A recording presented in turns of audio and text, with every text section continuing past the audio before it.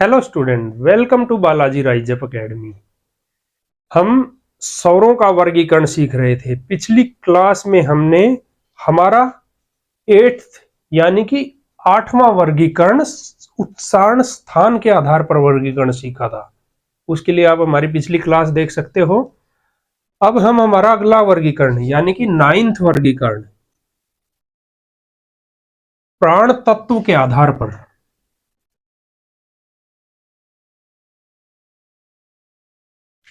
प्राण तत्व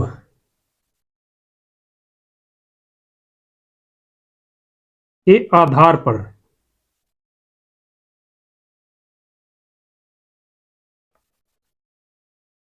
स्वर वर्गीकरण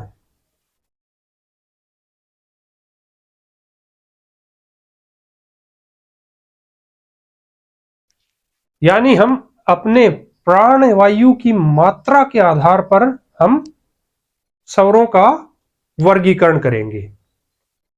प्राण तत्वों के आधार पर स्वरों के दो वर्गीकरण होते हैं, दो भाग होते हैं। ध्वनियों के दो भाग होते हैं प्राण तत्वों के आधार पर। पहला है अल्प प्राण,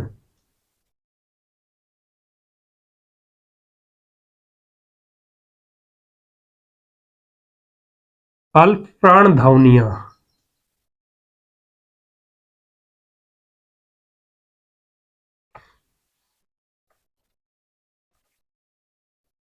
और दूसरा है महाप्राण ध्वनियां।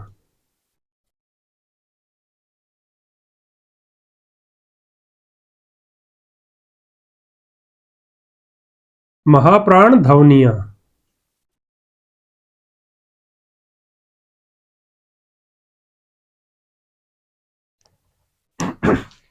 यानी कि प्राणवायु के आधार पर हम स्वरों का दो तरह से वर्गीकरण कर सकते हैं, अल्प प्राण, महाप्राण। क्या होती है अल्प प्राण ध्वनियां?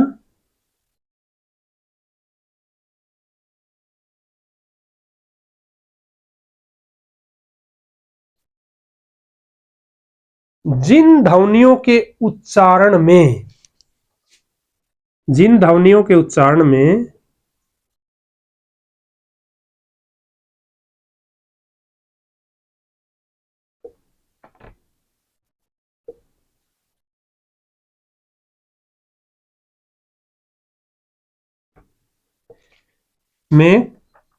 कम श्वास वायु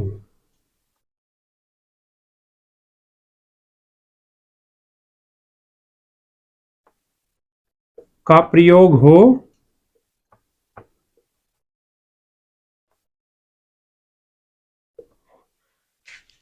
जिन ध्वनियों के उच्चारण में कम श्वास वायु या कम प्राणवायु, कम मात्रा में प्राणवायु का या कम मात्रा में श्वास वायु का प्रयोग हो, उन्हें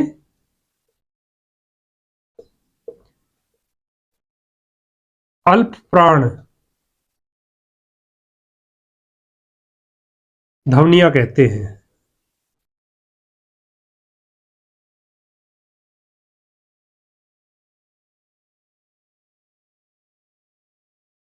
यहां मैंने ध्वनियां लिखा है, स्वर नहीं लिखा है। इसका एक कारण है जो अभी मैं आपको बताऊंगा इस दूसरी परिभाषा के बाद। दूसरा हमारा महाप्राण।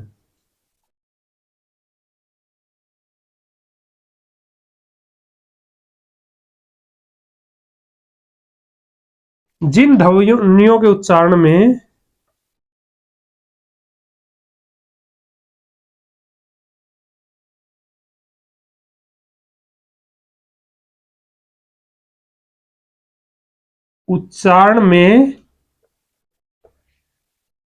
अधिक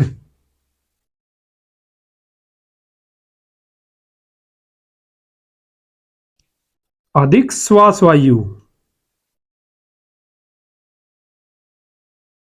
या श्वास मात्रा,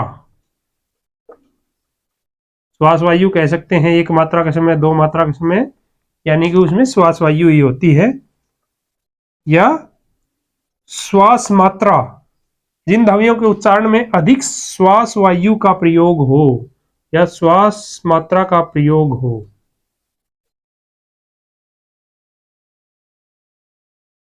उन्हें महाप्राण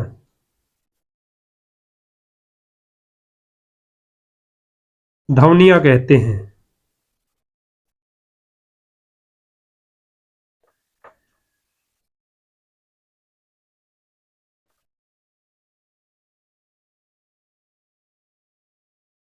यानी कि अल्प प्राण, जैसे ही इनके नाम से दिखा हुआ, अल्प मतलब बहुत कम, यानी कि जिन ध्वनियों के उच्चारण में अल्प मात्रा में श्वास वायु का प्रयोग हो उन्हें अल्प प्राण, और जिन ध्वनियों के उच्चारण में जैसे नाम से हम हा मतलब ज्यादा, जिनमें ज्यादा प्राण वायु का उपयोग हो उन्हें महाप्राण कहते हैं। अब मैंने यहां ध्वनियां लिखा, इसका एक कारण है, क्योंकि सभी जो स्वर हैं, ध्यान देना,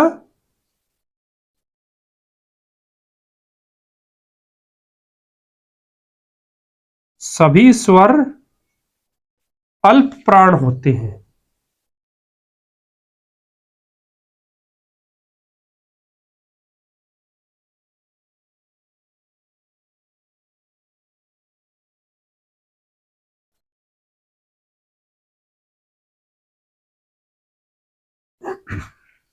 यानी कि प्राण तत्वों के आधार पर आपके पास ऐसा भी क्वेश्चन आ सकता है कि प्राण तत्वों के आधार पर निम्नलिखित में से आप महाप्राण ध्वनियां छांटिए, जिनमें कुछ स्वर भी दे सकता है, 3 स्वर एक व्यंजन दे दिया, तो आप उनमें से आसानी से पता लग जाएगा कि सभी स्वर अल्प प्राण होते हैं, इसलिए वो सभी हट जाएंगे।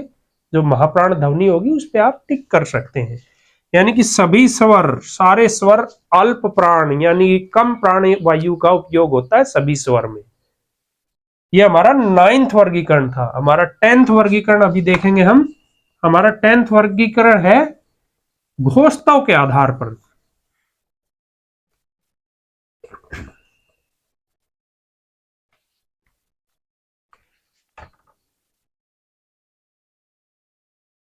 टेंथ हमारा है घोषताओं के आधार पर।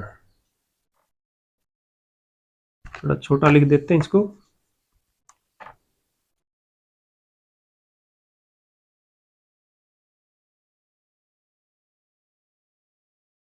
घोषताओं के आधार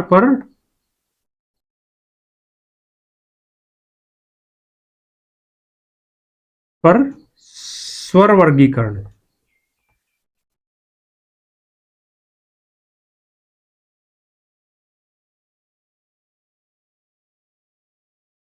घोषताओं के आधार पर स्वर वर्गीकरण, यानी कि घोषताओं क्या होता है, यानी कि जिन वर्णों के उच्चारण में, यानी कि वर्णों के उच्चारण में हमारी, कुछ वर्णों के उच्चारण में हमारी स्वर तंत्रियों में कंपन होता है और कुछ वर्णों के उच्चारण में हमारी स्वर तंत्रियों में उच्चारण नहीं होता है, तो इसी को घोषताव कहते हैं। तो हम घोषताव के आधार पर, पहला है घोष, घोष ध्वनियां।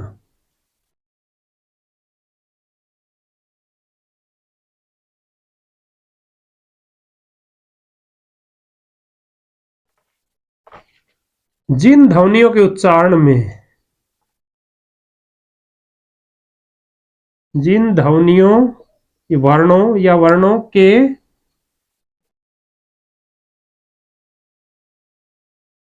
उच्चारण से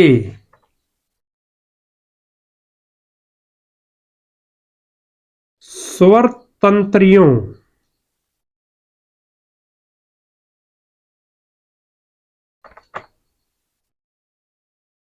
में कंपन उत्पन्न हो,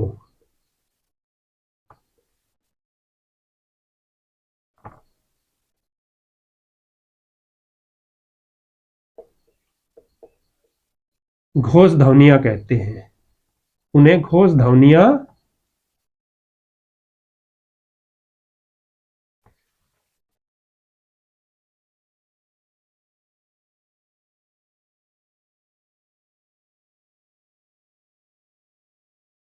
यानी कि जिन वर्णों के, जिन ध्वनियों के उच्चारण में हमारे स्वर तंत्र, जो हमारा जो आवाज निकाल रहे हैं उसमें, जो हमारा तंत्र है उसमें एक कंपन पैदा हो, एक वाइब्रेशन आए, तो उन्हें हम कहेंगे घोष। इसका दूसरा नाम सघोष है।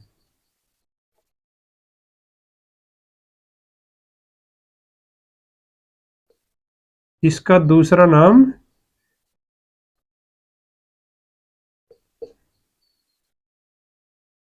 सघोष, घोष या सघोष है। और दूसरा हमारा है अघोष। दूसरा क्या है हमारा?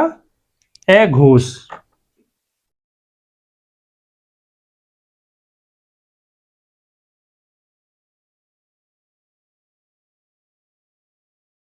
जिन ध्वनियों के उच्चारण में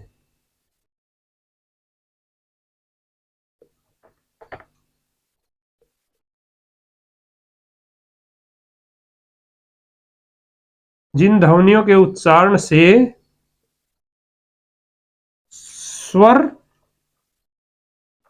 स्वर तंत्रियों में कंपन उत्पन्न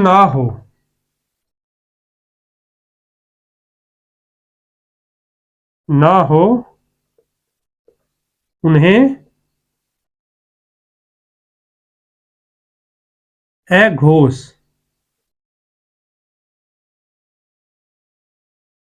ध्वनियां कहते हैं।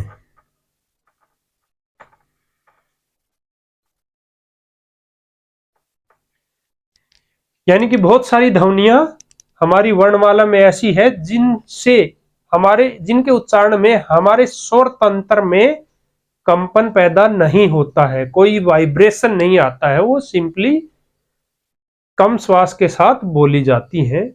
उनसे हमारे गले में या स्वर तंत्र में घर्षण पैदा नहीं होता है, उन्हें हम अघोष ध्वनियां भी कहते हैं। ठीक है, तो अभी देखते हैं हम स्वर के बारे में बात कर रहे थे। स्वर इनमें से कौन सा है या कौन से स्वर किसमें आते हैं? सभी स्वर, ध्यान देना, ये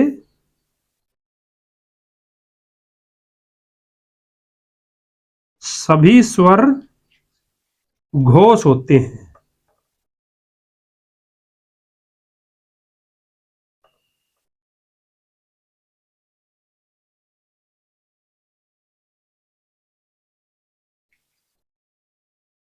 इसको आप अच्छे से नोट कर सकते हैं कि सभी स्वर घोष होते हैं, यानी कि उनके उच्चारण में, हमारी स्वर तंत्रियों में, सभी स्वरों के उच्चारण में हमारे स्वर तंत्रियों में कंपन पैदा होता है, इसलिए सभी स्वर घोष होते हैं। व्यंजन की जब हम क्लास लेंगे तो उसमें बताएंगे कि कौन से व्यंजन घोष होते हैं, कौन से अघोष होते हैं।